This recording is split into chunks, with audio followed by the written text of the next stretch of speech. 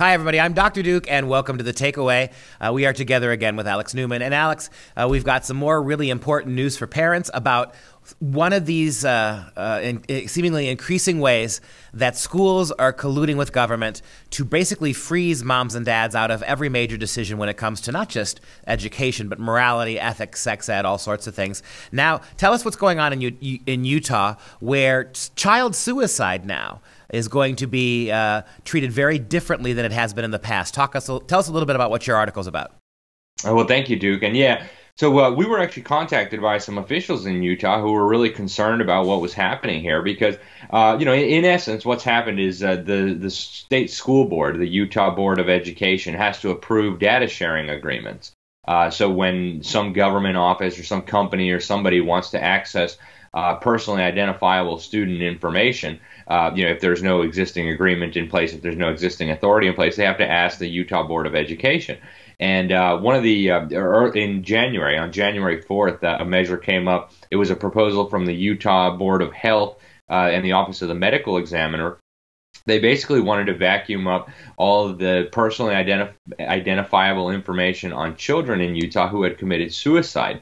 And so, the schools have massive amounts of data on children. And so the thinking was, they were going to do what they call a psychological autopsy. And the idea was to, find out what was going on and see if they can design interventions to, prevent children from committing suicide in the future. So on the surface of things, and we'll talk about this in a minute, it sounds like a great plan. In fact, I've been extremely concerned for years about the absolute explosion in suicides among American children. I mean, it's just incredible what's happening.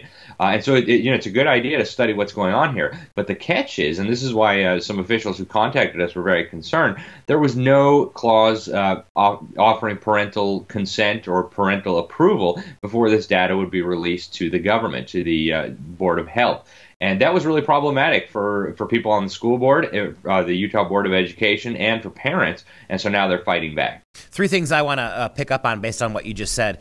The first one is a psychological autopsy, right? We know that in the case of suicide, just generally, medical autopsies are performed, and we understand why, to make sure it was a suicide, that sort of thing. But a psychological autopsy is a different thing. It's a different animal. You are going to piece together all sorts of very private, very personal, very family-oriented data to try to come to some understanding of why the child committed suicide after the child has passed and cannot speak to you. So this is a very invasive thing, right? It is not necessarily necessary in the same way that a physical autopsy might be. It's very invasive. And you said that's the first thing. Number two, the other thing we need to keep in mind is that the schools themselves, many of this huge outbreak of child suicides, a lot of it's coming because of what happens in school. How we're teaching kids, the kind of inappropriate ways we're acting kids to think beyond their ages at the youngest areas, the way we are littering the younger education with all sorts of information that is really way above the kids' ability to comprehend. And then let's not forget about the bad influences, the bullying and everything else that's going on in the schools. And third and finally, and this is for our talk, most alarmingly, is that they want to do all of this without even consulting the parents of the children who have died. And so in every way, the government is taking control of our kids, whether it's feeding them in the schools over and over again, so much so that now we have to have schools open all summer to feed kids because the government assumption is if the government doesn't feed them, you won't. The idea that we're sexualizing children, we're teaching them morality and politics, and now the idea that even in death and in the tragedy that is child suicide, we're going to cut the parents out. In fact, we're going to actually start investigating the parents psychologically to see if their worldview, their religion, their professions, the way they ran the household, the way they did or didn't clean or cook or deal with those children may have directly led to something in a suicidal way. And for a mom and dad, this has got to be very troubling. Yeah, and I think you just hit on some really important points there, Duke. And I think parents need to be aware that that is one of the possible outcomes here, that the state officials who end up in control of this data would use it not to find out if something was going on at school that contributed to the suicide, but whether the parents may have, disciplined the children in a manner the state disapproves of, or talked to the children in a manner the state disapproves of, or taught the children something that the state disapproves of, and then have the state blame the parents. But, I think there is something really interesting here. And Dr. Sam Blumenfeld and we wrote a whole chapter in our book, Crimes of the Educators, about this phenomenon of teen suicide, this massive explosion. And I mean, this used to be unheard of in America, right? In the 30s and the 40s and the 50s, the idea that kids would be going home and hanging themselves or blowing their brains, it was inconceivable. Kids didn't do that. And so we looked into, some of the things that were happening, some of the things that are happening in government schools across America today, and we found some very interesting stuff. Very few parents, for example, realize that in many, many schools across America, government schools and even some non-government schools, children are being subjected to what's called death education. And, this is a whole field of study, and you basically have these people who are obsessed with death, and they want to get the children obsessed with death. So they tell them to write their own obituaries and imagine what their death would be like and imagine their funeral. And, and you combine that with the worldview that's being foisted on these children. This idea that, you came from slime that turned into a chipmunk, that turned into a monkey, that turned into you. There is no God. Clearly, you're not made in the image of God. Your life really has no value, right? It's just this weird cosmic accident. Your life is no more valuable than a cockroach or your pet goldfish. And this has an incredible effect on a young, vulnerable child's mind. And what we noticed, and we're obviously not the first ones to have noticed this, there's even been lawsuits about it that keep getting thrown out because the schools supposedly have government immunity. But what happens is, after these death education experiences where the teachers subject the children to, thinking about suicide and thinking about their own death and what would it be like, you have large numbers of kids who go home and actually kill themselves. I don't know if the teachers are putting this idea in their mind or if they're thinking about it as maybe like a legitimate escape hatch. And so there's been lawsuits. There was a school, I think it was in Detroit in Michigan somewhere, if I'm not mistaken, that we write about in the book, where they started subjecting the children to this death education and suicide education stuff, and a whole bunch of them went home and killed themselves. And so some of the parents tried to sue the schools, and the lawsuit was thrown out because they said, well, the schools have immunity. You can't sue them over what they're teaching. That's part of their responsibility. But I think there's something that needs to be investigated here. Unfortunately, I don't know whether this is actually what the Office of the Medical Examiner has in mind. And also, very unfortunately, they seem to be really pushing to make sure that parents are not allowed to have any participation, any involvement, or any consent in this. And I think that's very troubling for all the reasons you mentioned and then some. Well, and think about death education, take it one step further. Not only do you have the moral relativity, the idea that life has no intrinsic meaning, the divorce from any spirituality, but you've also got now you're singling out certain kinds of kids, right?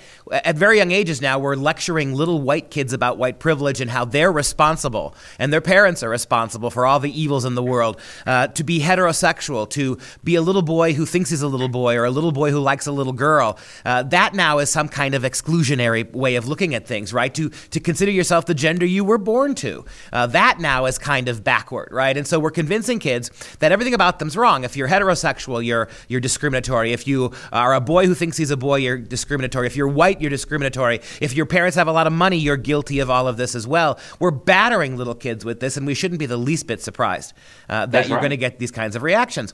But give a shout out to Michelle Bolter. Tell us who Michelle is. She is a huge voice in Utah who helped bring this public. Talk a little bit about Michelle and her contribution to helping moms and dads understand about this. Absolutely. Yeah. Michelle Bolter is one of the members of the Utah Board of Education, elected, I think, in 2016. Really wonderful lady. She's one of the ones who reached out to us with this information. And she's also one of the few who's been fighting really hard for parental rights, not just in Utah, but across America. Unfortunately, so many of these education officials on school boards, they just kind of go along to get along, or, they just buy whatever propaganda is being pushed on them. But Michelle is one of those fighters. She did give us a very nice statement that we've included in our article. I hope people will check it out. And, parents, she's really going to bat for you. She's standing up against, some powerful people who would just as soon trample all over parental rights. And so she really does deserve credit for being one of the no votes on this until parental rights were respected. And, she made clear she's not necessarily opposed to the idea. In fact, she thinks it might be a good one, but she wants to make sure that parental rights are respected. And I just want to add one more thing to what you said, Duke. With this terrifying and picking on children and making them feel bad. It has gotten to the point now. We have video of little children. It's been on national television saying, "Oh, we're all going to die. Oh, humans are so bad. We're causing global warming. We're killing the polar bears. We're killing the baby seals. The world will be a better place without people, and we're destroying the environment." This is the kind of sick stuff that's being drilled into these children's heads. So we've left the biblical worldview, the biblical foundations, where God created the planet for the benefit of people. Right? He told us to be fruitful and multiply and have dominion over the earth and over the animals. Now we're in this stage, and this is what's being preached in every government school all across the country, that humans are bad for the planet, that if you have too many children, you're bad for the planet, that global warming is our fault and it's killing everybody, and poor Mother Earth and all the poor animals are dying because of us. So, you fill the kid's head with this 8 hours, 9 hours a day, if you include after school programs and before school programs for 12 years, and you end up with a really problematic situation. Then you compound it by giving the poor kids, psychologically and psychiatric drugs and medicines and different psychotherapies that they're being subjected to now. And you're right, they pick on the kids. We've talked about here on the Newman Report and in the takeaway before how, they force the little kids to stand up in front of the class and apologize for their white privilege or their Christian privilege or their hetero privilege or whatever it is. You take all that together and you tell them, you're just a cosmic accident. Your life has no meaning. Well, if it feels bad, why don't I just check out and kill myself? So this is a very dangerous trend, and I think that's exactly why we're seeing the explosion in suicide. So it would be interesting to see if the authorities in Utah actually investigate this link, but it's clear that parental rights have to be respected, and we should thank Michelle for doing what she can to raise awareness of this. Yeah, and even if it's true, even if you absolutely believe in your progressive delusion that man is responsible for all the evils of the world, white people are inherently racist, to be heterosexual is to be a discriminator, if you believe all that, fine.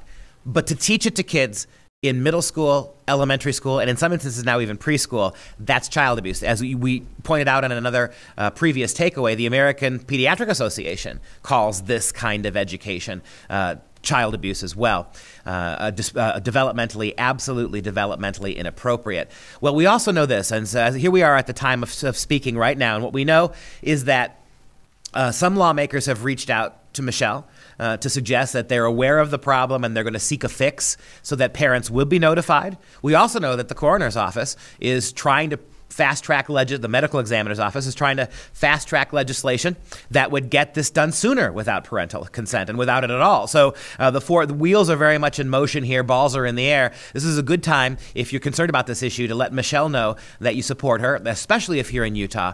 Be aware of what's happening here. Alex, thank you so much for another wonderful takeaway. We will be back with you again next week. If you enjoyed that video, please consider following us online and also consider a tax-deductible donation so we can continue to produce quality videos like the one you just watched. I'm Dr. Duke. Thanks for watching.